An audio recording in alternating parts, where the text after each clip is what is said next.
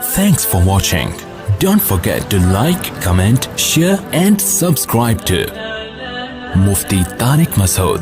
बिस्मिल्लाहिर्रहमानिर्रहीम। परेशान है दुनिया, परेशान है, क्या करना चाहिए हमें। चाइना में करोड़ों लोग मुतासर हो चुके हैं और ये भी खबरें आ रही हैं कि जितना बड़ा नुकसान चाइना में लोगों का हो रहा है, चाइना उसको खुल के बता नहीं रहा है। ज़ाहिर है हर मुल्क अपनी नेगेटिव चीज़ों को हाईलाइट नहीं करता, पॉजिटिव चीज़ों को हाईलाइट किया जाता है। कई शहर इस लपेट में आ गए उस वायरस की और कई लोगों की अमवात हो चुकी हैं और इस बात का ख़तरा है कि मज़ीद लाखों लोग मौत का शिकार हो सकते हैं।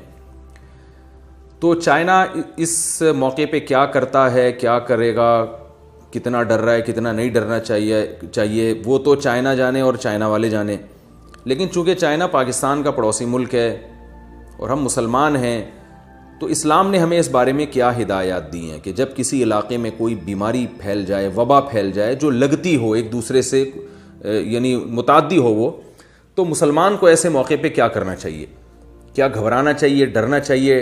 बाज़ लोग को बीमारी से नहीं मरते, टेंशन से आधे हो जाते हैं वो। तो हमें इस मामले पे क्या करना चाहिए, हमारी शरीयत ने हमें क्या हकाम दिए हैं।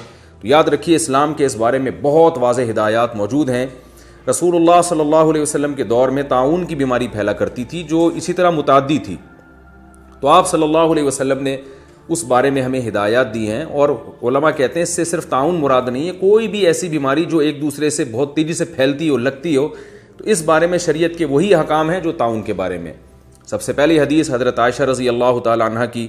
हज़रत आयशा रज़ी अल्लाह ताला अन्हा फरमाती हैं कि रसूलुल्लाह सल्लल्लाहु अलैहि वसल्लम ने फरमाया, अज़ाबुन यबअथुहुल्लाहु अला मन यशा व इन्नल्लाह जअलहु रहमतल लिल मुमिनीन लैस मिन अहदिन यक़उ ताउन फयमकुथु फी बलदिही साबिरन मुहतसिबन यअलमु अन्नहु ला युसीबुहु इल्ला मा कतबल्लाहु लहु इल्ला कान लहु मिस्लु अज्रि शहीद। सहीह बुखारी की हदीस है, रकम 5402। तो इस हदीस में रसूलुल्लाह सल्लल्लाहु अलैहि वसल्लम ने फरमाया कि असल में ये एक अज़ाब है जो अल्लाह ताला जिस कौम पे चाहते हैं मुसल्लत कर देते हैं।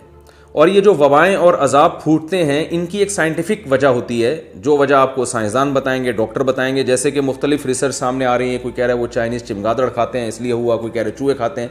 हमें इससे गरज नहीं है कि चमगादड़ खाने से हुआ हो या कुत्ते बिल्ली खाने से या चूहे खाने से हुआ हो।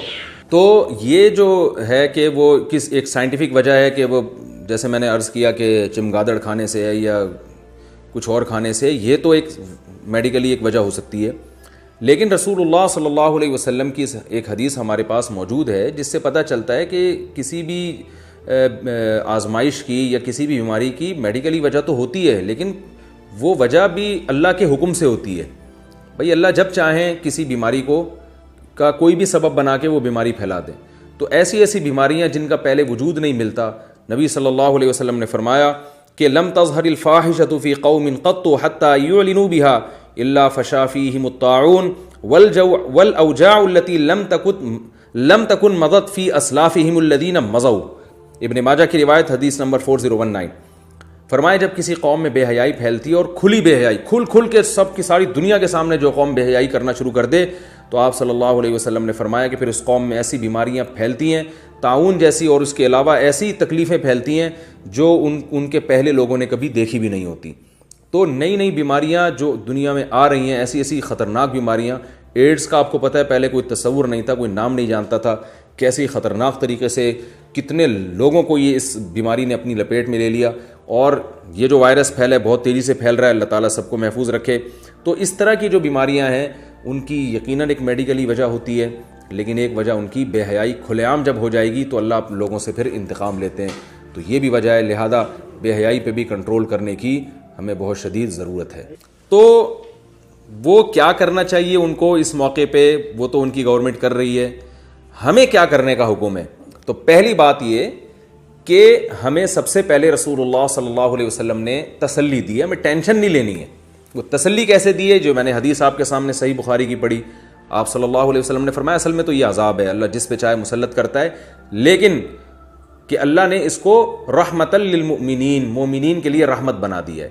रसूलुल्लाह सल्लल्लाहु अलैहि वसल्लम ने इरशाद फरमाया कि मुसलमान को जो अल्लाह पर ईमान रखता है उसको एक कांटा भी अगर चुभता है तो इसके बदले में भी उसका गुनाह माफ़ होता है। ऐसी कोई वबा अगर फैलती है तो ये वो लोग जो सब्र करने वाले हैं, अल्लाह की तकदीर पर राज़ी रहने वाले हैं, उनके लिए फिर ये अजाब नहीं है, بلکہ ان کے لیے اللہ کی رحمت ہے جو ان کے گناہوں سے معافی کا ذریعہ بنے گی۔ اور اس میں ملے گا کیا؟ فرمایا لیس من احد یقع الطاعون فیمکث فی بلدہ صابرا محتسبا، جو بھی مسلمان ہو اس کے علاقے میں، اس کے شہر میں اگر ایسی کوئی وبا پھیل جائے اور وہ اس علاقے سے بھاگے نہیں، بلکہ اللہ سے صبر کی امید، یعنی اللہ سے ثواب کی امید کرتے ہوئے صبر کر کے اپنے اسی شہر میں قرار پکڑے، وہ وہاں سے فرار ہونے کی کوشش نہ کرے، تو آپ صلی اللہ علیہ وسلم نے فرمایا، اور اس کی نیت یہ ہو کہ بھئی جو بیماری مقدر میں ہے وہ ہو کے رہے گی، تو آپ صلی اللہ علیہ وسلم نے فرمایا کان لہ مثل اجر شہید، اس کو شہادت کا اجر ملے گا۔ اس حدیث کی تشریح میں علماء کی دو رائے ہیں۔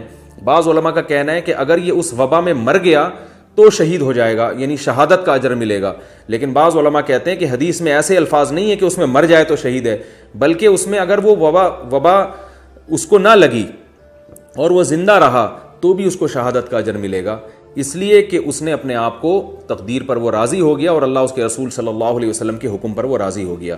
تو پہلا حکم ہمیں جب بھی کسی علاقے میں وبا پھیلتی ہے تو شریعت کا پہلا حکم یہ ہے کہ آپ کو اس علاقے سے بھاگنے کی قطعاً اجازت نہیں ہے، یہ شریعت کا پہلا حکم ہے جو وبا کے بارے میں۔